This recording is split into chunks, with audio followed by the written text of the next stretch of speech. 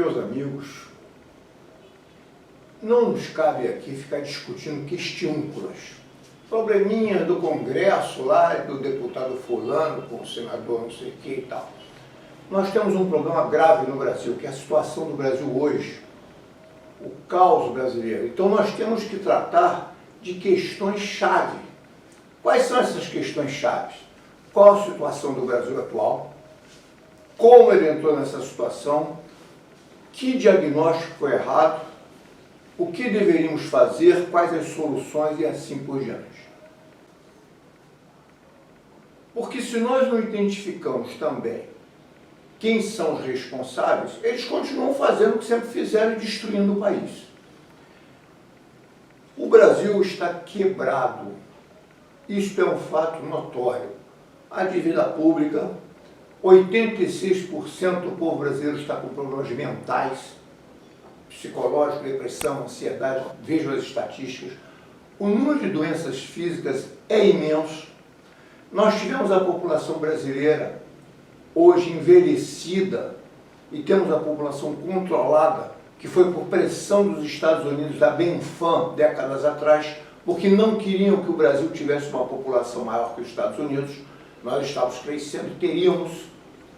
Não temos uma malha de estrada de ferro, porque queriam nos vender gasolina e também carros. Então o Brasil, na verdade, tem toda uma situação peculiar. Isso são fatos notórios, é só pesquisar.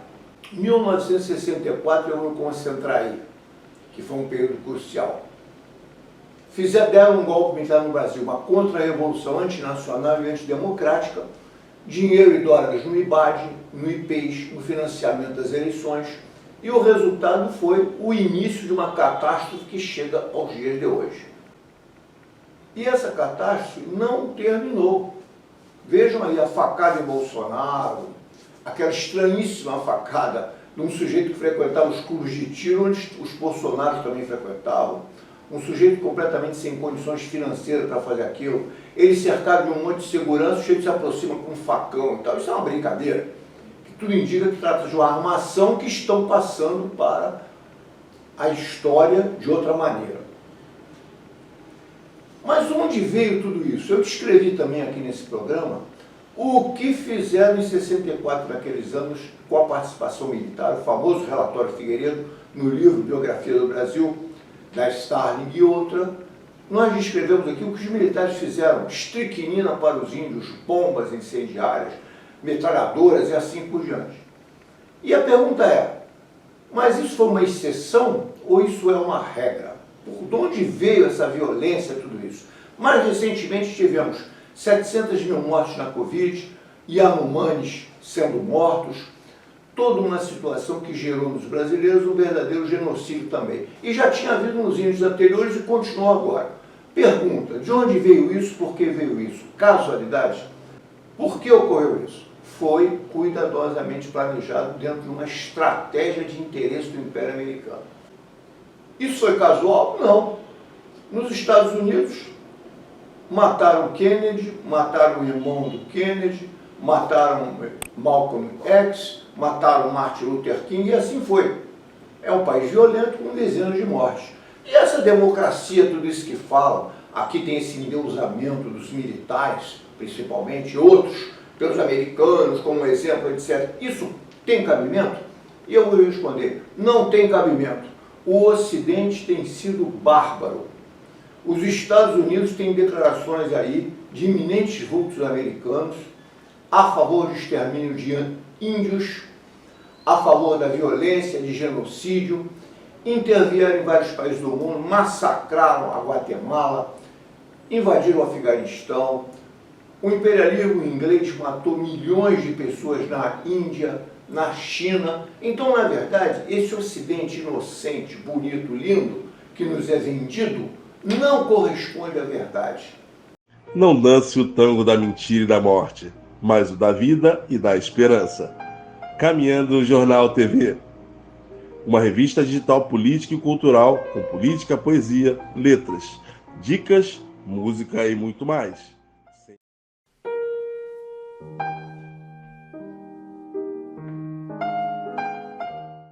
21 anos, a lei do sadismo prevaleceu.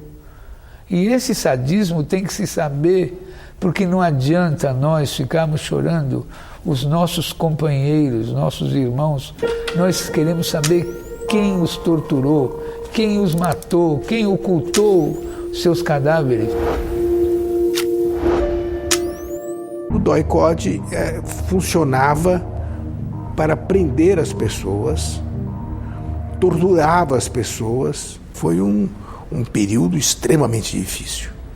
Agora, o primeiro passo de violência não foi dado pela resistência, foi por eles.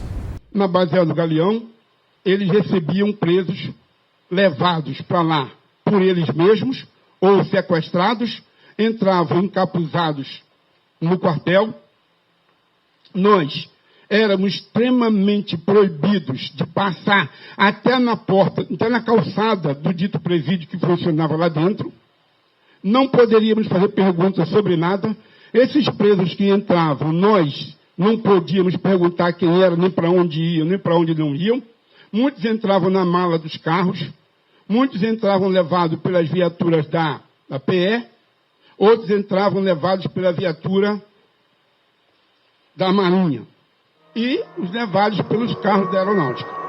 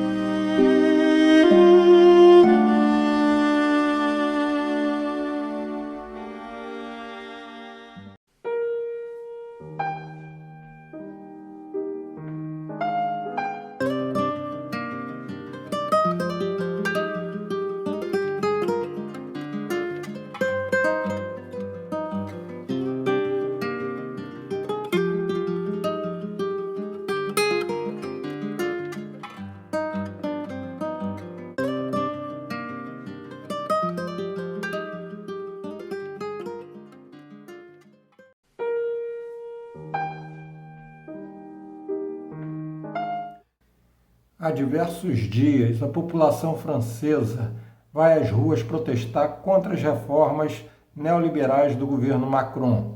Uma reforma que aumenta a idade mínima para a aposentadoria, ou seja, a reforma da Previdência. Diferentemente do Brasil, que caladamente aprovou e aceitou essas reformas, a população francesa dá mostras de que não vai deixar barato essa investida neoliberal. A população francesa, fazendo jus e honrando o seu passado, coloca o governo Macron numa encruzilhada em que aprovar as reformas neoliberais que tanto interessam ao sistema financeiro, mas, em contrapartida, ele tem uma queda vertiginosa de sua popularidade e faz com que a esquerda francesa ganhe espaço cada vez maior, assim como também a extrema-direita. Ou seja, a França, que sempre foi uma caixa de ressonância política e filosófica para o mundo, não está disposta a abandonar esse posto. Vai sim fazer jus à sua história, vai fazer jus ao seu passado de glória e vão tentar, nas ruas, impor o fim dessa proposta de reforma da Previdência em nome de uma simples questão financeira, de uma simples questão de caixa. Não, o que interessa é a vida, o que interessa é o bem-estar da população. É isso que está em jogo e a população francesa sabe perfeitamente disso e não vai sair das ruas de forma barata.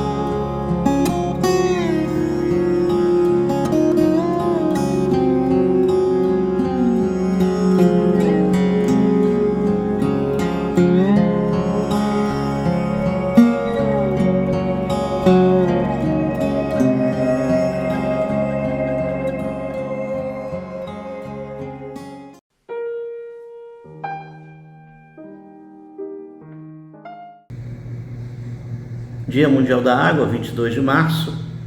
Aqui os cariocas e fluminenses do estado do Rio de Janeiro não tem muito a comemorar, pois na verdade a SEDAI foi esquartejada. Ela agora somente é produtora de água, o que já é uma coisa importante, porém toda o resto da cadeia, até chegar água na sua casa, fica na iniciativa privada. E com dinheiro público, e tudo que foi construído não tem um tostão dessas empresas que assumiram esses contratos de concessão. Será que elas vão limpar os rios, vão tratar das águas, vão replantar árvores para reconstruir a mata ciliar? Vão? Será? Sabe quem está por trás da SEDAI, da privatização da SEDAI? O grupo Brookfield. É um fundo de pensão canadense. É o mesmo, triste coincidência, né? Que coincidência terrível, que adquiriu nossos dutos da Petrobras. Nada é por acaso, tudo é interconectado. E por estar interconectado é que nós temos que perceber que privatizações, quer da Petrobras, quer da Eletrobras, quer da Ceitec, têm conexões. Não só dos compradores, mas dos grupos empresariais que se relacionam. E subjugando o nosso povo à miséria. Água não é mercadoria, é um direito humano. Na essência da palavra, é um direito humano. Ela não tem que prever lucro. Ela é um bem-estar social e necessário à humanidade. Sem água nós morremos. Cuide da nossa água.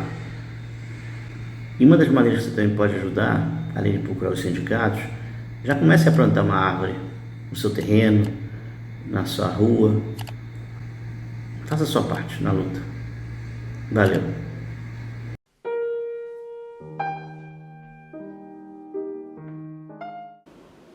Meus amigos, meu fato em destaque hoje vai ser um pouco óbvio. O Rio de Janeiro.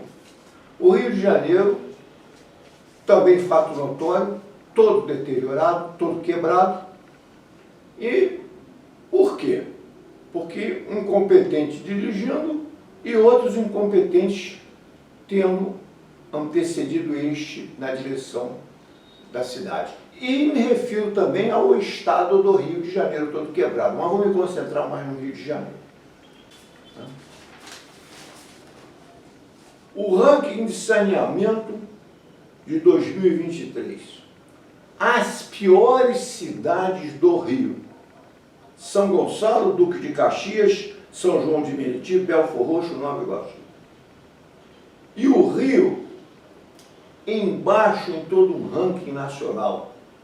Essas cidades são as piores, estão em 40º lugar, as piores cidades do país, enquanto as melhores seriam São José do Rio Preto, Santos, etc. Então, eis o que fizeram no Rio de Janeiro, o Rio todo quebrado. A par disso, tomemos o Rio, que é um símbolo brasileiro. Propaganda no exterior, propaganda de turismo, Copacabana, etc. Mas o que nós vemos nessas áreas turísticas do Rio de Janeiro? Assaltos, calçadas todas quebradas, motos na calçada, bicicletas na calçada, idosos sendo atropelados, crianças, acidentes, pessoas no hospital, uma bagunça geral. O prefeito não consegue nem administrar uma pracinha.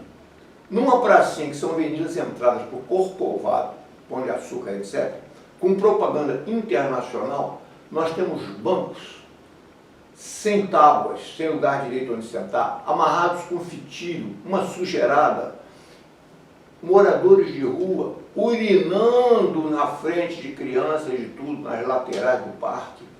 Este é o lugar turístico no Brasil para se comprar passagem e Cristo Redentor e outros. Vejam um absurdo, quer dizer, sujeitos, pessoas que não conseguem administrar nenhuma pracinha.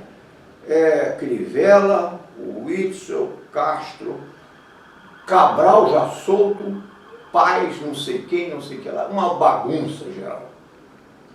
No Rio de hoje, nas áreas turísticas, moto anda pela calçada, bicicleta fecha caminhão, a bagunça é geral. É o único país do mundo que isso aconteça, provavelmente. E quando se fala em legislação, alguns ainda dizem, mas não tem legislação para poder prender esses.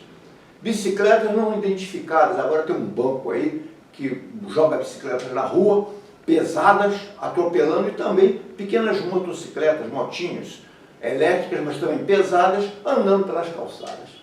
Então, o nosso Rio de Janeiro, praias poluídas, está aqui no Leme, esgoto no meio do Leme, a praia do Leme após chuva com língua negra, tiroteios enormes e violência de rotina em Jacarepaguá e bairros vizinhos, tiros em Copacabana.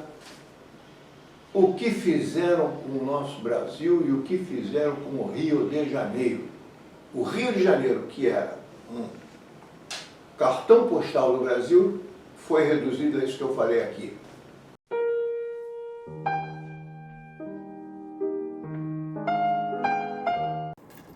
Falaremos hoje sobre a independência do Brasil em 1822 e a importância da maçonaria no movimento.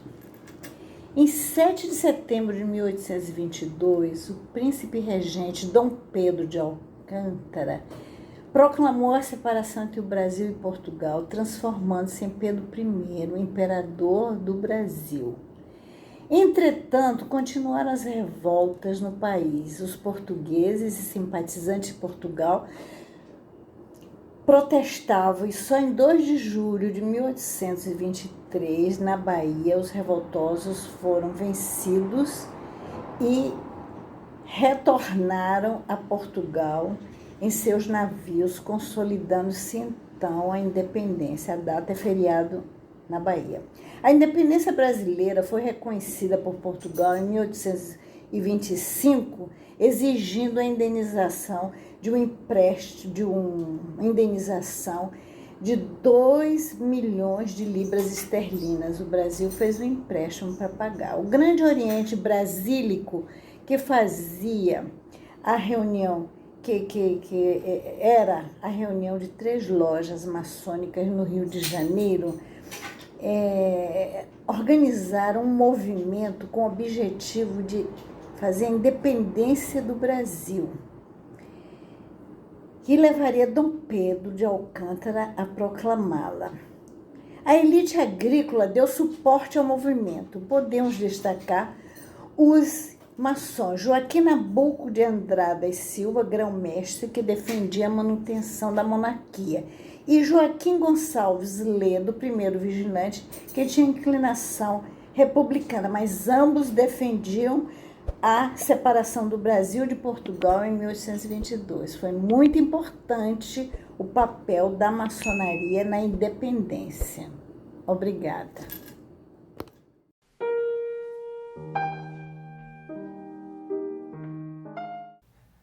Se aproximam dos 100 dias do governo Lula. Pois bem, vamos entender um pouco o que de diferente tem nesse governo. Além das preocupações com a questão social, com o bem-estar da população, que ele busca, sem sombra de dúvidas, honrar o seu compromisso de campanha, entretanto, ele se depara com uma outra realidade, que é completamente diferente da que ele encontrou nos seus 2 primeiros governos. Esse Congresso atual, qual ele tem de negociar constantemente as suas propostas, é ultraconservador, é composto de elementos de extrema-direita, além, obviamente, do Centrão. Mas o Centrão, não sei se vai causar problema, porque ele já está no governo.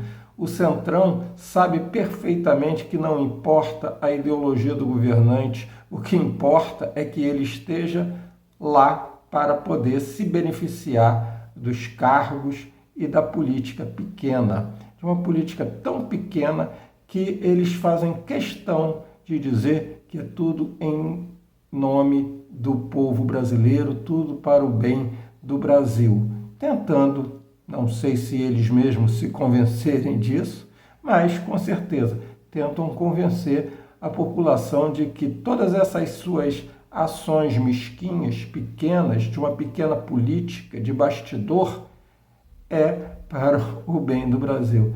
Venhamos e convenhamos, o Centrão nós conhecemos muito bem. O Centrão nós conhecemos há décadas. E ele nunca teve nenhum interesse em relação ao bem do Brasil e ao bem-estar da população, a não ser que a população se restrinja apenas aos seus próximos e aos seus parentes. Vejamos como vão ser esses 100 dias de governo Lula. Não me parece que serão muito diferentes do que ele vem apresentando. Até porque esse Congresso, para que ele possa aprovar alguma coisa, ele vai ter de ceder bastante para o Centrão. E quando se trata de ceder para o Centrão, estamos falando de cifras, sim, seja na forma de cargos ou seja na forma de orçamentos. Hoje em dia, nem tão secretos assim, ou será que são? Não dance o tango da mentira e da morte, mas o da vida e da esperança. Caminhando Jornal TV. Uma revista digital política e cultural com política, poesia, letras, dicas, música e muito mais.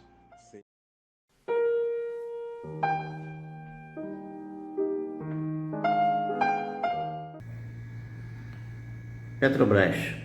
Continuam as disputas políticas dos bolsonaristas se manter no poder da companhia. O que eu pediria a todos os gerentes executivos, gerentes gerais, gerentes bolsonaristas é que renunciem. Renunciem para o bem da Petrobras, para o bem do povo brasileiro, para facilitar essa transição. Vocês estão somente prejudicando a população, só isso. Porque nós queremos o fim da PPI, nós queremos retomar nossos direitos, queremos a Petrobras para o povo brasileiro, e vocês não estão deixando. Quem ganhou as eleições não foi Bolsonaro, quem ganhou as eleições foi Luiz Inácio Lula da Silva e o programa de governo que ele representa. O povo quer esse programa de governo, com a Petrobras nacional forte e independente.